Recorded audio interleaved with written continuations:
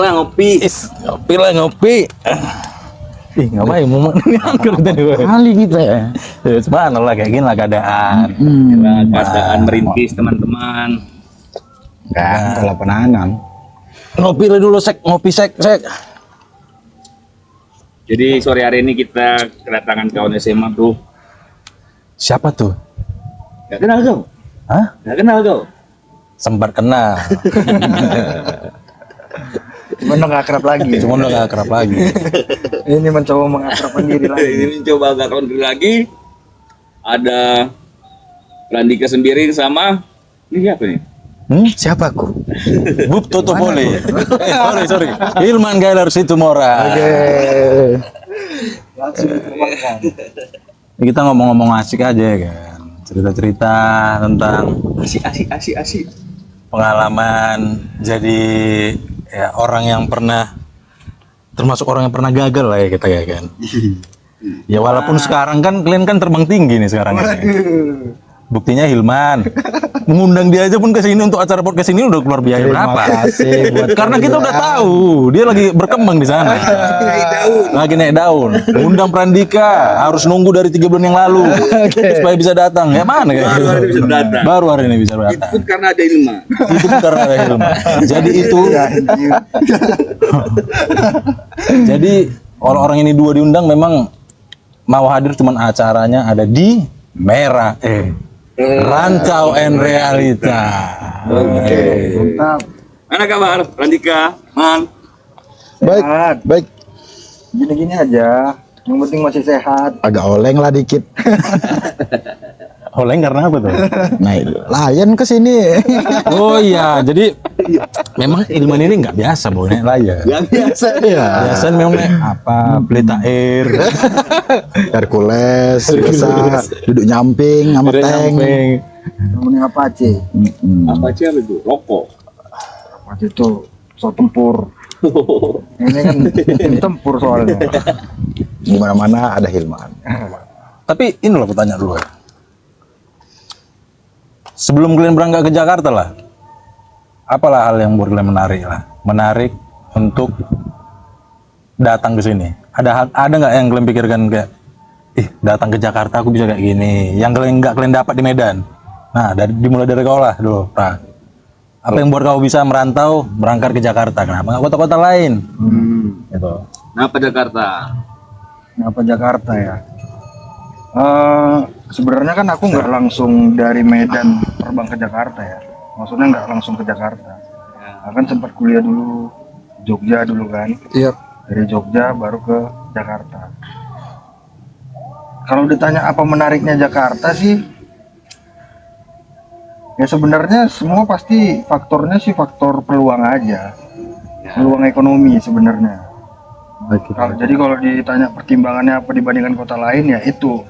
Karena apa namanya ngebaca karir peluangnya ada di Jakarta, besar di Jakarta, akhirnya ya ke Jakarta gitu. Faktornya sih utamanya sih itu, nggak ada hal menarik lagi yang jadi faktor sih. Ekonomi. Faktor ya peluang karir lah, lebih tepatnya gitu. Ada dulu anti ya Jakarta sebenarnya. Kalian sempat kayak gitu gak? Sama-sama, aku juga anti. Ya. Lihat, waduh, Sumpek. ya kan? Benar. Berarti lagi dan lagi faktor orang berangkat ke Jakarta perkara ekonomi. Iya, benar. Itu dia. Nah, sekarang yang dipertanyakan, angka pengangguran paling besar itu di mana coba? Ya salah satunya Jakarta. Di Jakarta. Berarti kan orang ini kan bukan tergantung ininya kan, bukan tergantung kotanya juga kan. Bukan. Tergantung orangnya lagi lah. Iya, Betul kan? betul. Betul. Nah, kita tanya dulu abang kita ini. Apa tadi pertanyaannya? Ya maksudnya kenapa? Itu kau kan udah capek lah bolak-balik dengan bisnismu kan.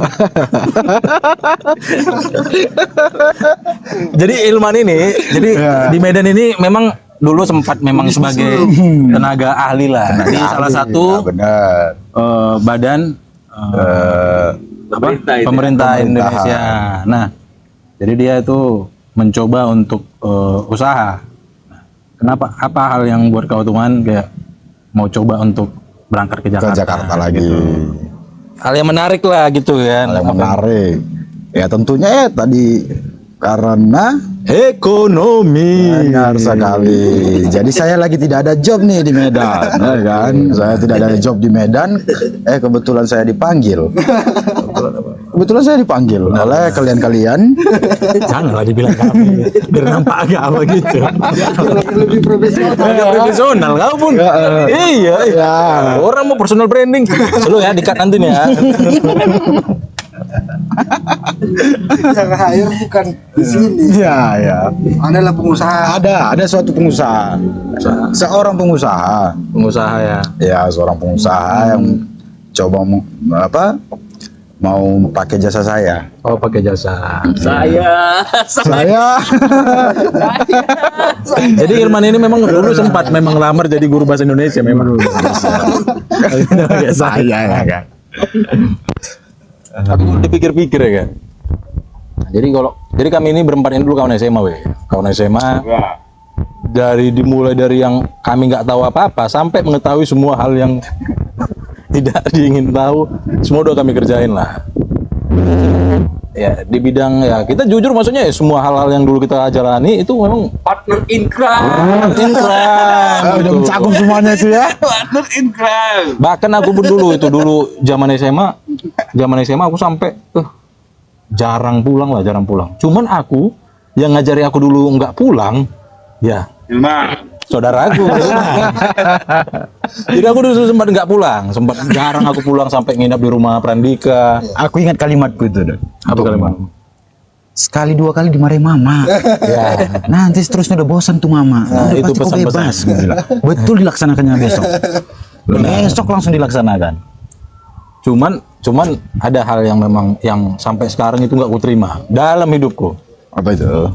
Jadi pas SMA tuh aku mulai terjerumus untuk mulai mengikuti apalah kenakalan Apa ini? dunia ya kriminal zaman kita SMA lah.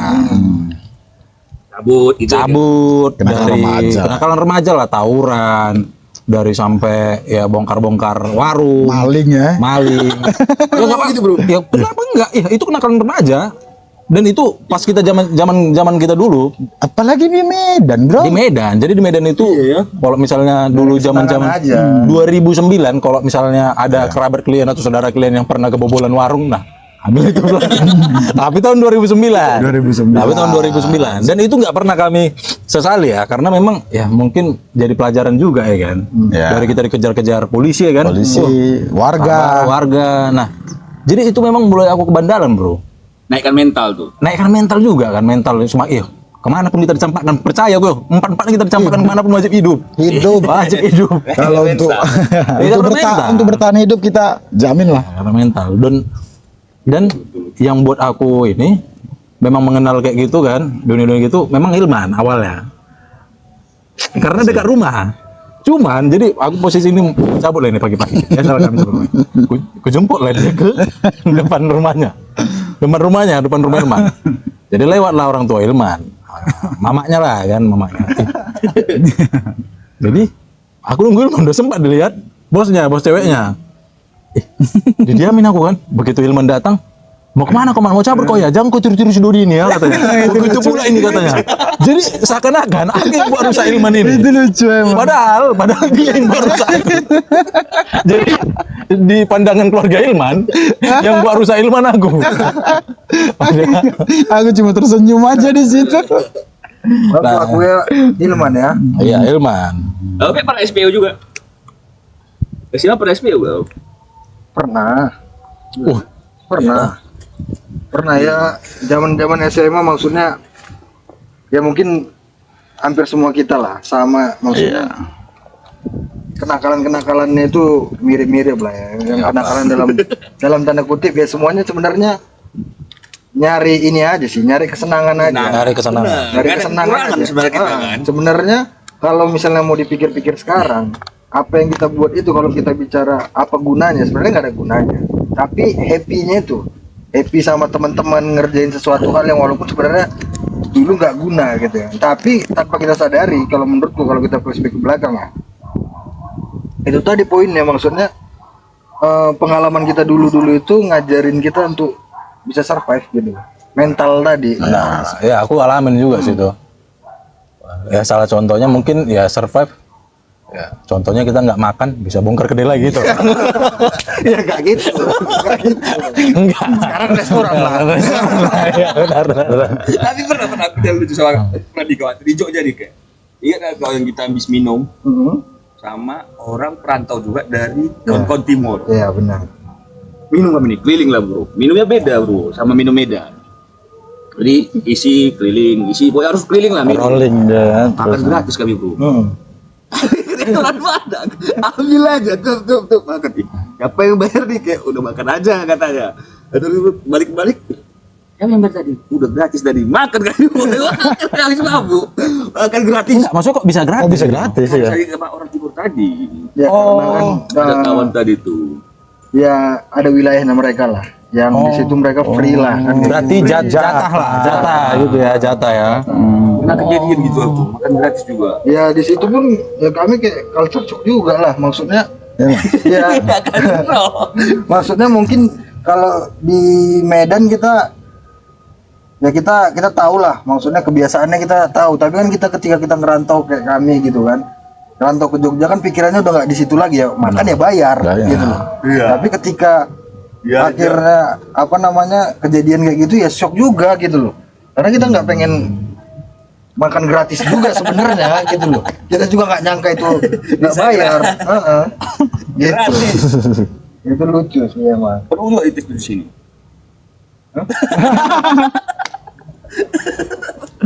Keluar skill lama ya. Skill lama. Bisa memang. Jadi inilah Man. Selama inilah kau kan udah lama nih kan. Sebelumnya kan kau kerja di badan pemerintahan Indonesia juga lah ya kan. Nah, ada nggak hal yang selama kau alamin? Jadi kau kan ini kan udah hampir Sumatera Utara, kau udah keliling semua lah. Ada keliling lah. Keliling semua. Berapa Jadi Ilman ini tenaga ahli nih. Jadi proyek-proyek pemerintah lah. proyek-proyek pemerintah. Jadi buat kalian, kalau ada kampung desa kalian mau dibangun, hubungilah Ilman. Pasti maju. Pasti maju. Pasti maju kita buat. Tidak kan man, udah kemana aja?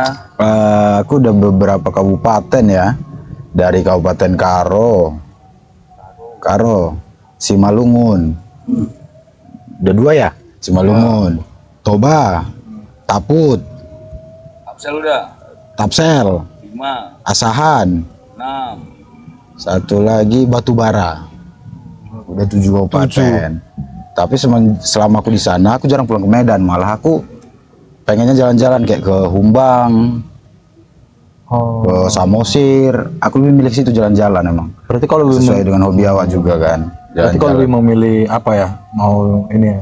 Karena kan memang kesenangan kau itu mungkin Iya, kesenangan aku sebenarnya ke alam. Pas pulang kan kerjaanku sesuai sama hobi. Itu yang buat betah aku. Iya benar. Jadi impianmu yang kemarin mau tinggal di hutan itu tercapai? Pernah. Ilman. Manusia bukti. Rumahnya lagi proses bangun ya. Kita lagi nyari tapak ini di pinggir danau ini. Jadi kau kan udah 7 kabupaten ini Man, kau jalan kan Man. Ada nggak rencana pemikiran? Kan udah 7 kabupaten, berarti kan tiap kabupaten ini 7 ini kan ada yang kau kenal kan? Iya, apa? Ada yang kau kenal. Nah, ada nggak rencanamu kayak mau nyale apa gitu? Kalau ada pemodal kenapa enggak? Nah, udah buat para pemodal. Nah, ini 7 kabupaten loh ini suaranya nih. Udah 7 kabupaten. Dari pemodal Iya, untuk nyalek kan kita butuh itu ya. Apa Persoalan namanya? branding juga, Apa Su. sebutannya itu? sebenarnya ini kami mau jual hilbang. Boir. Oke. Salah. DPRD provinsi aja ya kali ya. Niatnya untuk apa itu? Pasti kita untuk membangun desa-desa. Pastinya. Aku percaya. Aku enggak. Amanah kita orang Amanah. Kalian percaya kan? Dari 2000 berapa kalian kenal saya? Aku dari 2009, 9, 10, 8, 9. amanah kali orang ini. Amanah. Konkret, Loyal. sangat konkret. Kita mudah dipercaya, benar? Mudah dipercaya. Mudah dipercaya. Nah, ya, jadi itulah. Boir-boir Aman. Masih balik modal ya. pasti balik. Ataupun kalau kalian mau apapun investasi pun bisa. Oh bisa, Bisa kan? Ya nanti Melipat gandakan uang bisa kan? persenan aja ke situ persenan. Persena. Yang paling bikin culture shock atau kaget teman? Wah, Mana itu? Waktu di mana? daerah kabupaten itu. Masih kayak gini di sini ya? Oh ada di Toba tuh sudut tuh dia ada kecamatan yang tertinggal. Toba itu kan maksudnya kan salah satu destinasi wisata, kok bisa tertinggal? Ada yang tertinggal. Mereka di daerah pegunungan. Namanya. Kita sebut saja kayak Nasau, kecamatan Nasau, kecamatan Parsioburan. Jadi kalau sebutannya ada 3 kecamatan itu Habornas, Abinsaran, Borbor, Nasau. Itu ketinggal. Padahal mereka Kabupaten Toba. Iya, Justru kalau mau ke Balige kan, kecamatan kota Kabupaten Toba ini Balige. Ya. Kotanya lah. Jadi kalau 3 kecamatan ini warganya kalau mau ke Balige bilangnya, ayo kita ke Toba. Padahal mereka bagian dari Toba. Itu saking ketinggalnya. Dan logat mereka agak berbeda. Logat Bataknya, dialeknya ya. Mereka lebih mendayu Bataknya. Berarti kayak Tapi listrik masuk. Listrik masuk, sinyal susah. Dan jalan pun ya, you know lah, masih banyak yang rusak jalan. ya. Berarti mendayu maksudnya kayak apalah Batak Kalau versi Batak kan soft spoken lah ya. soft spoken. Iya, benar. Jadi kayak gini contohnya. Sinilah kau bujang enak. Gitu, benar. Budak sinilah. Ya gitu lah ya. Iya. Oh, iya. Kalau kita ngamangan ho, ini gitu kan? Biasa. Kalau mereka ngamangan ho bea. Bea, ada juga bilangnya bea gitu. Iya. Tapi di sana dikelilingi hutan TPL. Jadi perusahaan TPL benar. Tapi potensi daerahnya ada sebenarnya. Banyak sebenarnya dari sana penghasil hamijon. Hamijon itu? Masa nggak tahu hamijon? Kami kan nggak tahu. Kami nggak tahu. Kami kan anak alam. Hamijon itu bahasa Bataknya kemenyan.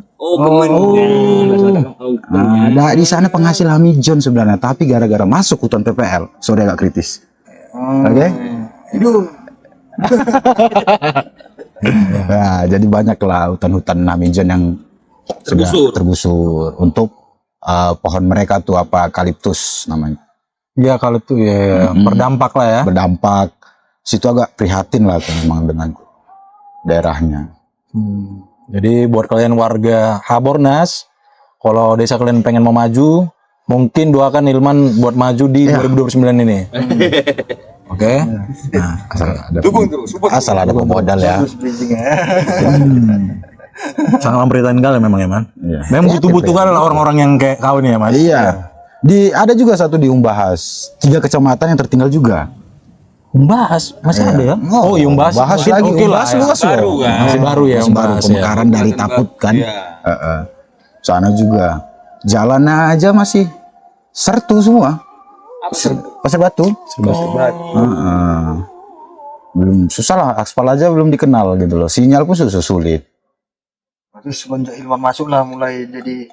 Jadi saya selama 6 tahun ya, 6 tahun aku kayaknya ada keliling Sumut sampai ke pelosok-pelosok dengan Vespa pasti. Vespa, benar.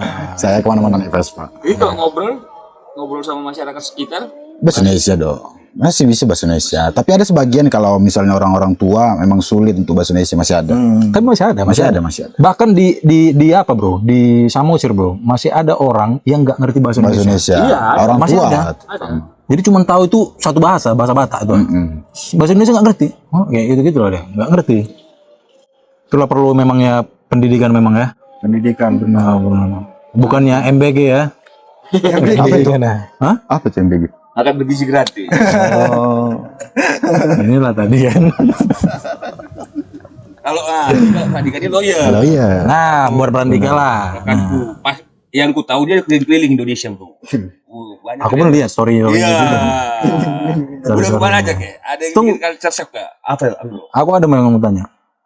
Sebenarnya pengen mau tanya hal yang buat mau menarik untuk ngambil jurusan ke hukum itu apa? Oh iya, dia dulu sastra Inggris. Iya. Dia sastra Inggris. diusu nih. Jadi memang pendidikan dulu sempat diusu.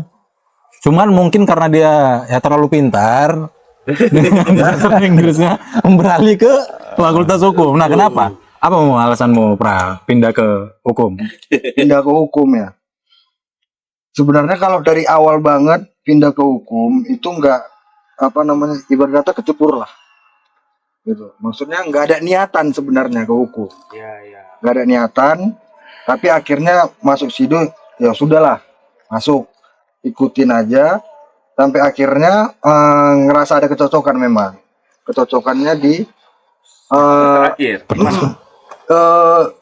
Ketika udah mulai apa namanya ya ngerti ilmunya, cara-caranya segala macam, mulai ada kecocokan dengan karakter sebenarnya. Memang spesifik profesinya ke pengacara, karena kan kalau di hukum itu kan bidang profesinya banyak lah ya, itu bukan cuma lawyer gitu kan.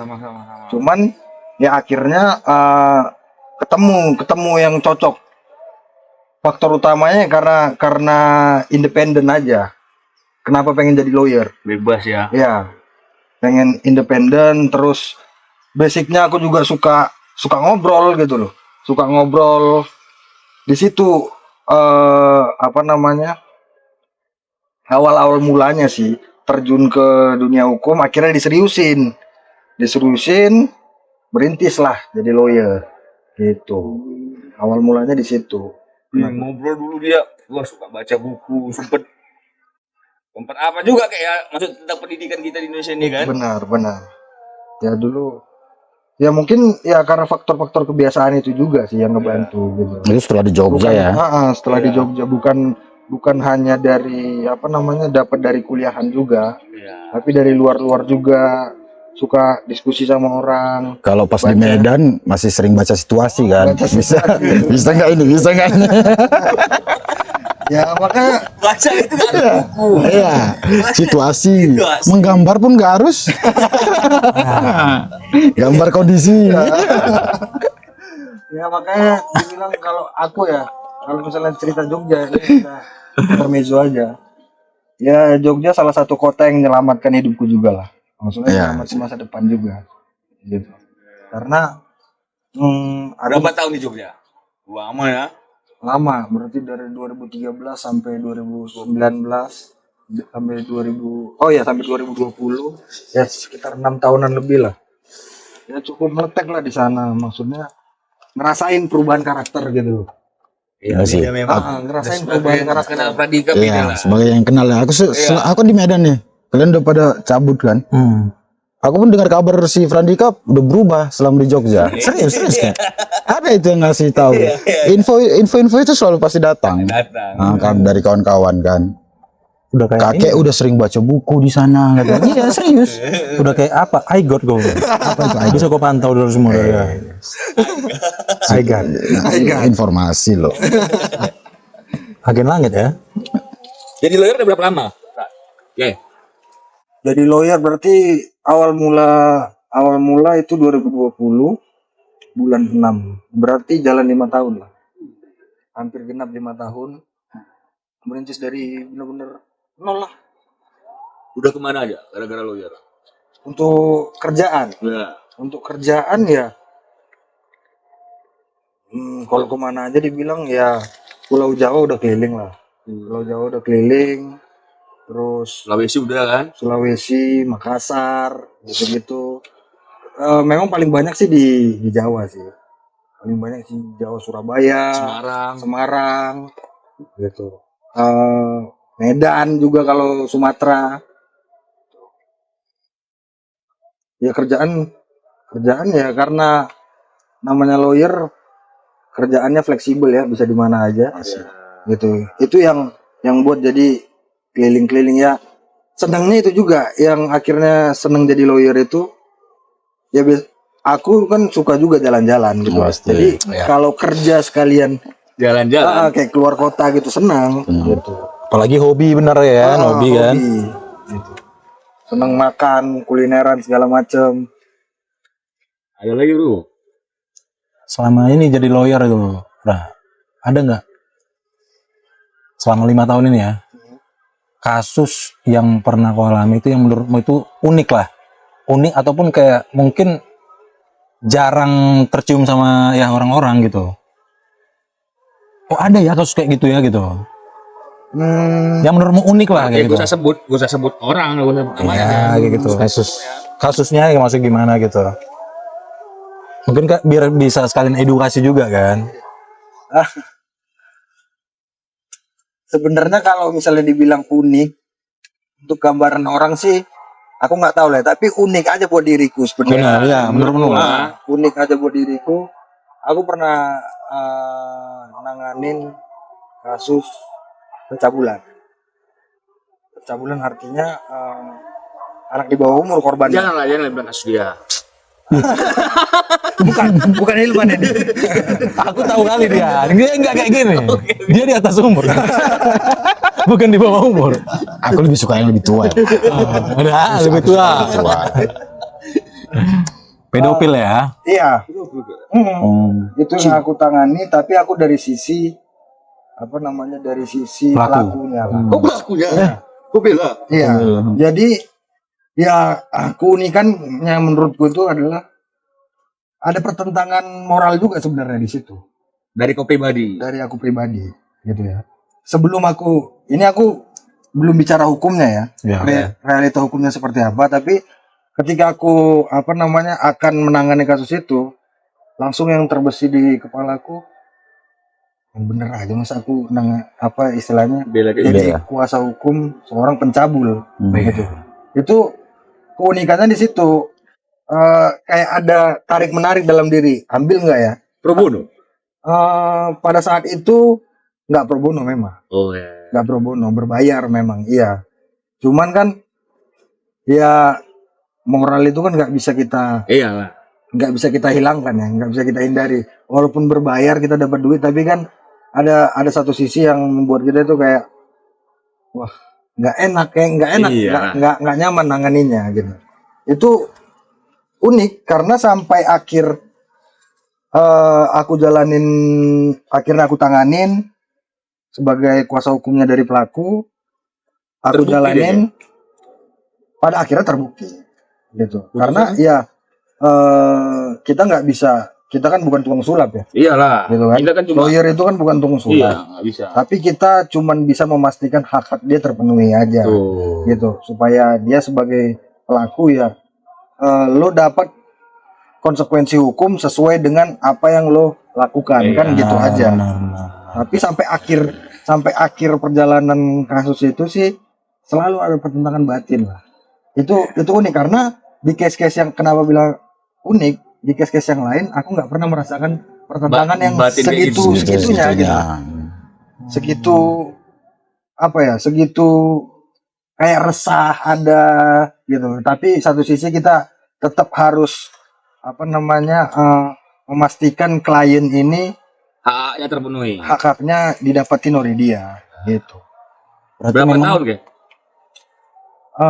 Kalau aku nggak salah ingat 11 tahun ponis.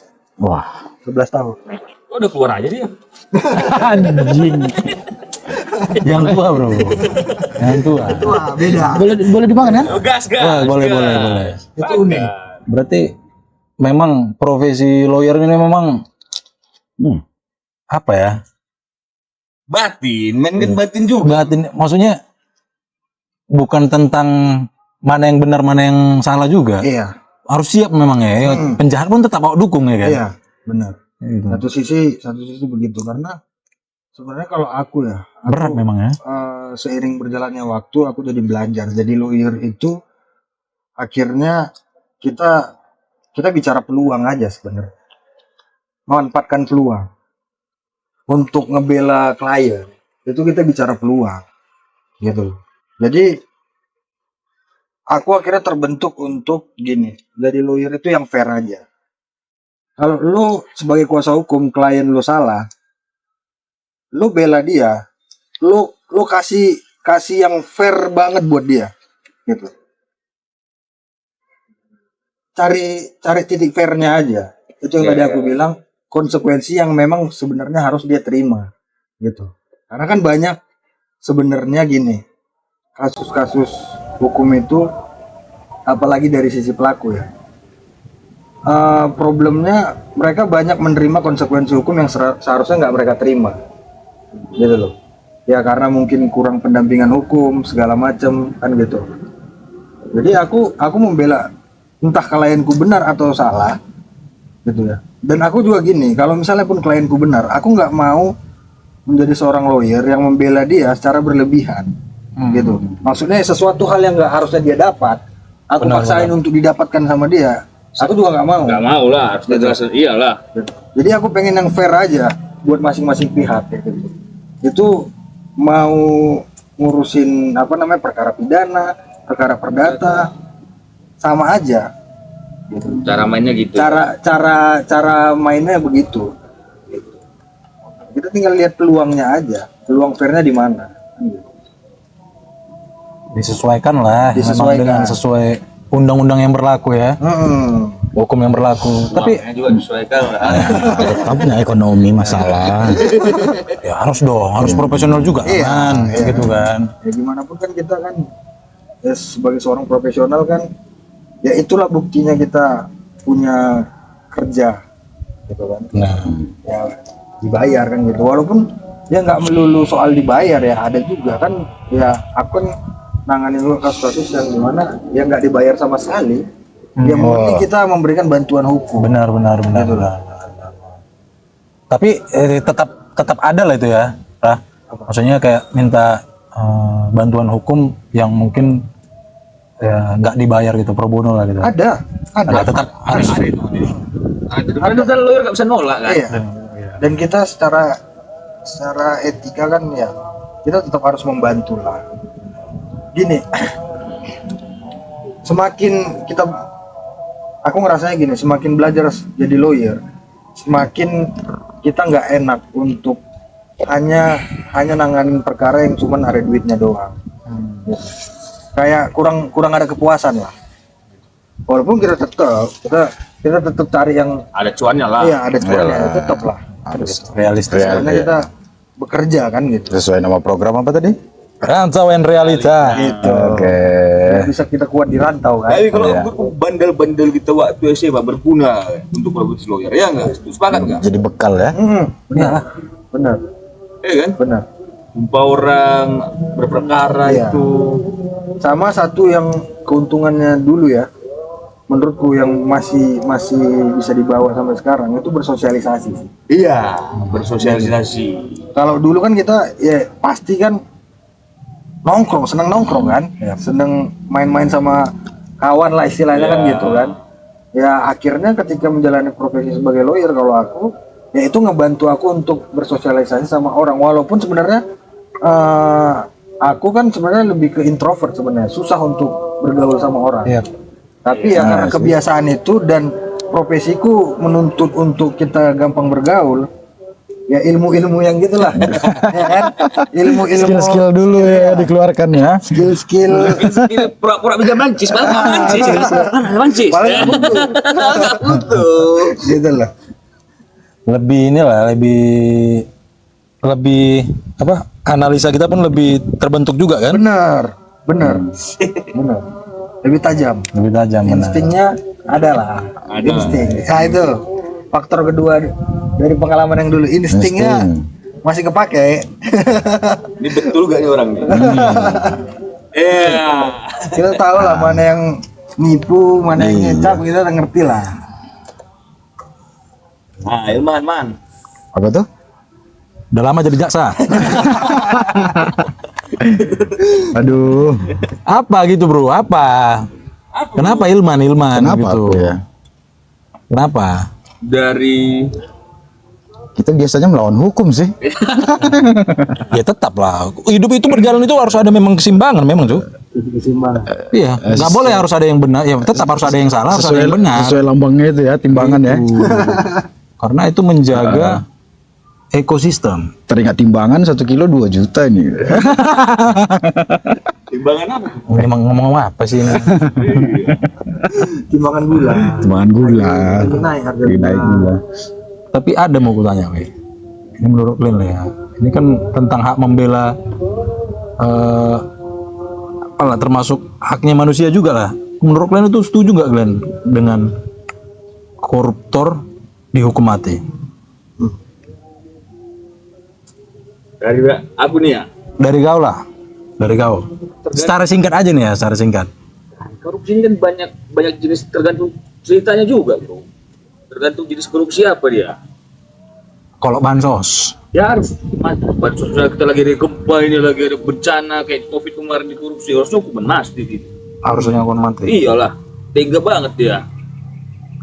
Ini kan menyangkut nyawa hidup orang, misalnya bansos gitu kan. Lagi ada bencana, tiba-tiba dikorupsi tuh bantuan tuh.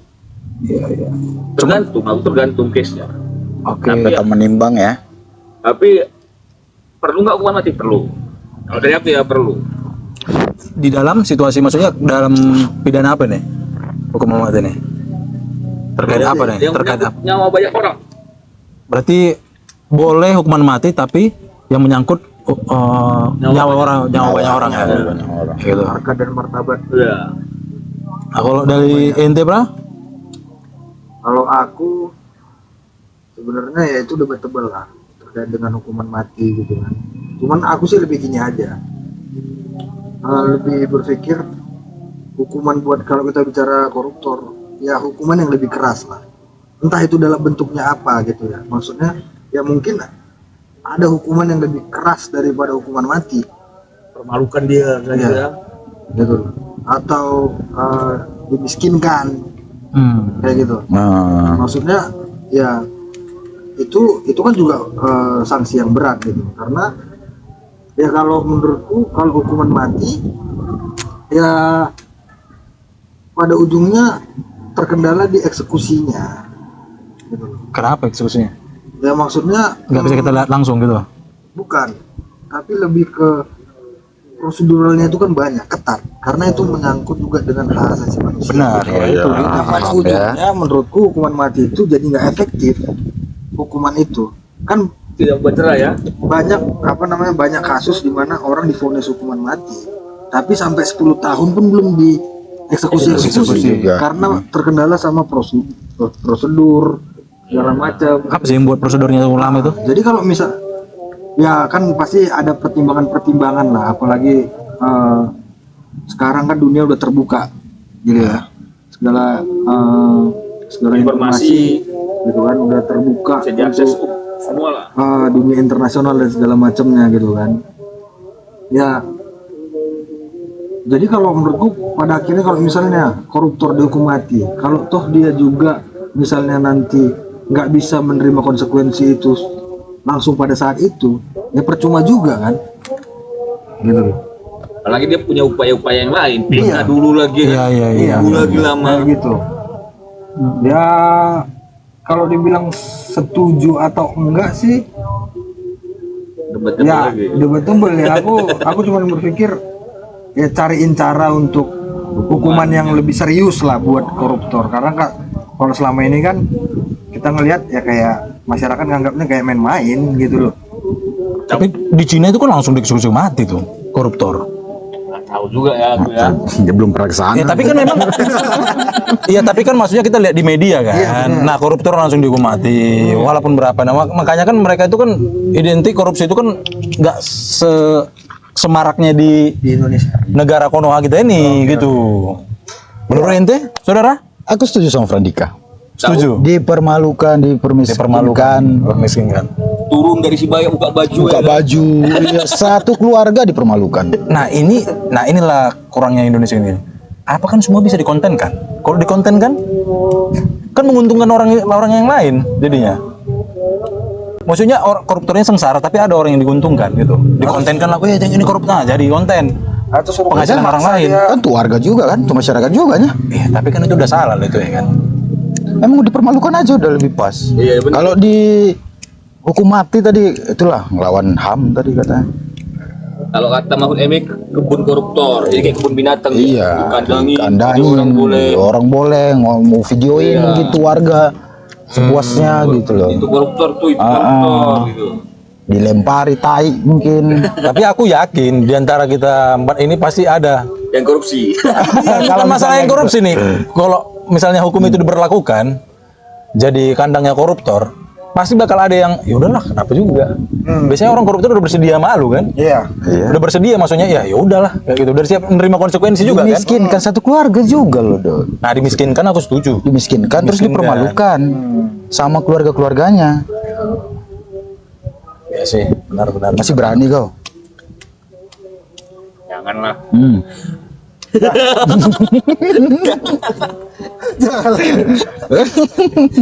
Oke lah, gitulah. Mungkin ada nggak yang pengen mau kalian sampaikan juga, kayak gitu kan? Pesan-pesan untuk merantau lah, para perantau yang lagi di perantauan atau yang akan merantau. Murah. RNR ya.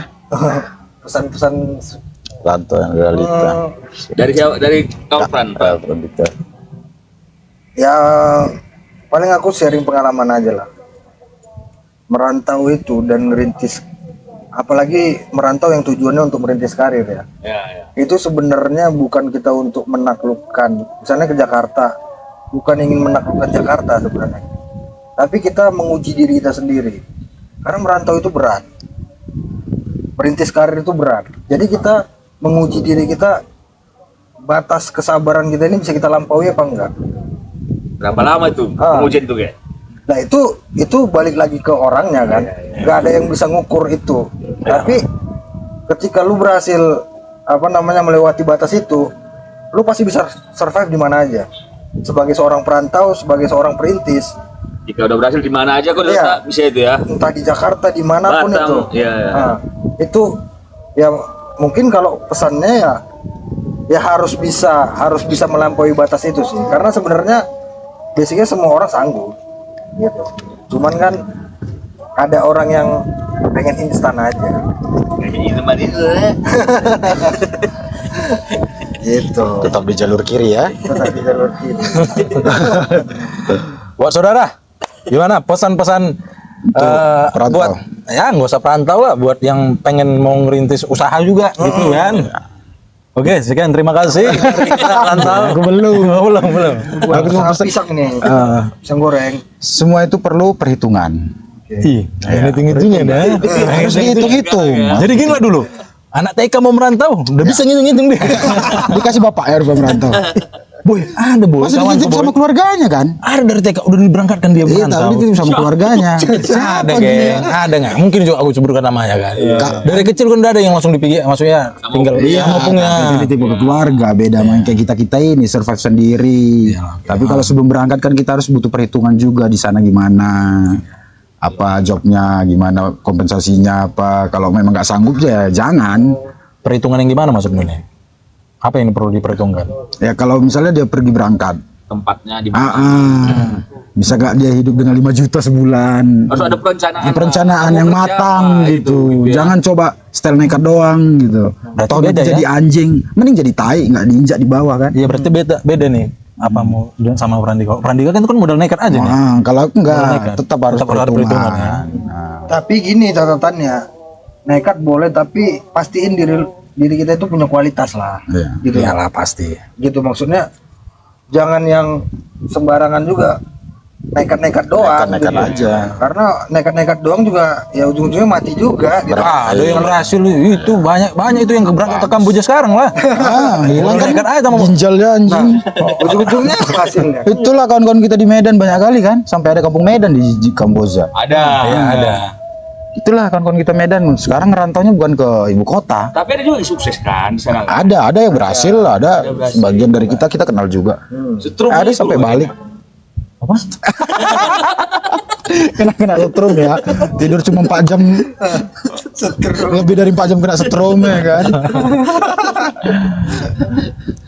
Oke, mungkin itulah pesan-pesan dari teman-teman dan saudara-saudara kita ini buat kalian yang merantau.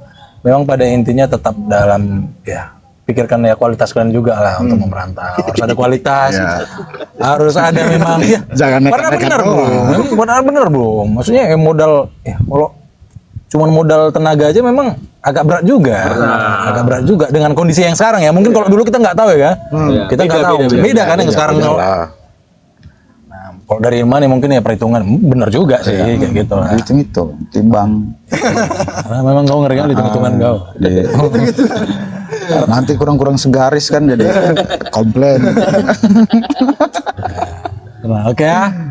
Ya. Mungkin ya bro, ada lagi bro? Itu aja bro. Makasih. Sukses kek. Makasih. Pra, saudara sukses, semoga saudara. Kita semua sukses lah. pastilah, amin. Oke, see you and next video Rantau and Realita.